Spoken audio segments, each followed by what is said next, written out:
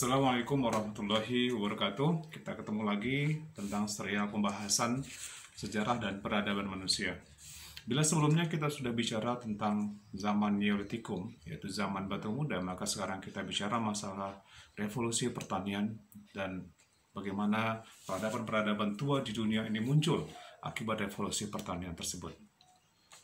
Seiring perjalanan waktu, maka manusia berubah dan berubah terus. Ingin mengembangkan masyarakatnya, ingin mengembangkan dirinya, sampai akhirnya muncullah suatu peradaban-peradaban baru yang luar biasa hebatnya pada masa itu. Dan pada masa revolusi pertanian, kita kenal beberapa munculnya bangsa-bangsa dengan peradaban besar di dunia, di belahan-belahan dunia yang lain. Ada di Timur Tengah, ada di India, ada di Cina, ada di Amerika Latin, dan lain sebagainya. Bahkan di Indonesia pun, itu kalau kita baca itu atau kita dengar berita muncul adanya piramida Gunung Salak, itu diperkirakan berusia 7.500-an tahun, namun sayangnya tidak memiliki bukti-bukti atau catatan-catatan sejarah, baik itu berupa peninggalan patung-patung seni, hanya berupa tumpukan-tumpukan balok-balok batu yang dianggap tersusun seperti piramida. Namun itu adalah salah satu kebanggaan kita juga, dan mungkin perlu didalami lebih dalam lagi, sehingga Indonesia yang seperti di awal-awal merupakan awal mula peradaban bangsa atau manusia juga, yaitu pada zaman Paleolitikum, kalau kita akan sangat bangga sekali jika ditemukan bukti-bukti sejarah tambahan, monumen kuil atau piramida Gunung Salak itu bisa menjadi satu catatan sejarah. Namun kita harapkan pemerintah yang bekerja. Sekarang kita bicara tentang satu bangsa yang disebut dengan peradaban Mesopotamia, itu antara 3.500 tahun sebelum Masehi sampai dengan 3.300 tahun sebelum Masehi hingga 750 tahun sebelum Masehi. Jadi bangsa ini hadir kurang lebih selama 2.550 tahun. Wah, luar biasa. 2,5 milenium ya. Luar biasa ini bangsa.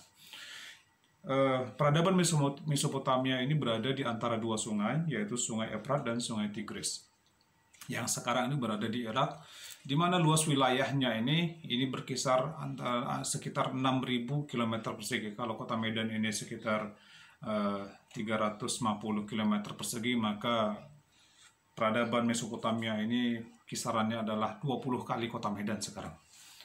Apa yang menarik di sini? Yang menarik adalah bahwa pada masa itu memang masyarakat itu sangat menggantungkan kehidupannya kepada sungai. Karena dengan adanya sungai, disitulah muncul lahan-lahan pertanian baru. Tapi ada kelemahannya bahwa sungai-sungai ini bisa jadi muncul bencana banjir yang tiba-tiba. Dan karena bencana banjir inilah muncul pemikiran-pemikiran baru. Maka pada zaman ini bangsa Mesopotamia itu sudah membangun kanal-kanal dan mengatur sungai-sungai itu sehingga banjir yang datang itu tidak menimbulkan kerusakan yang besar pada mereka.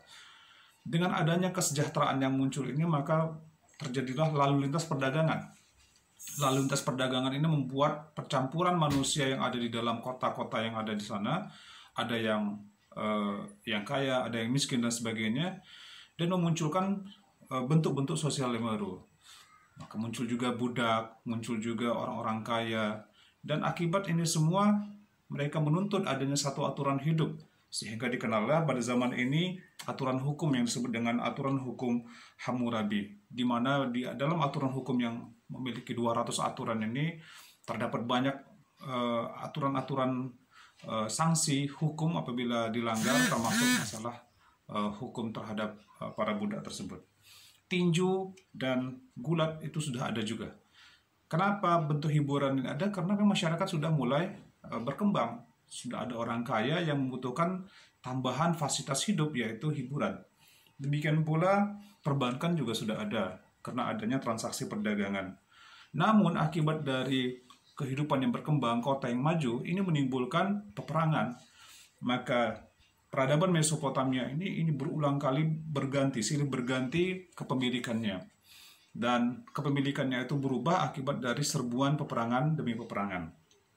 mulai dari bangsa Sumeria di awal-awal, kemudian berubah ke bangsa Akadia, Babilonia, Assyria, dan Babilonia baru.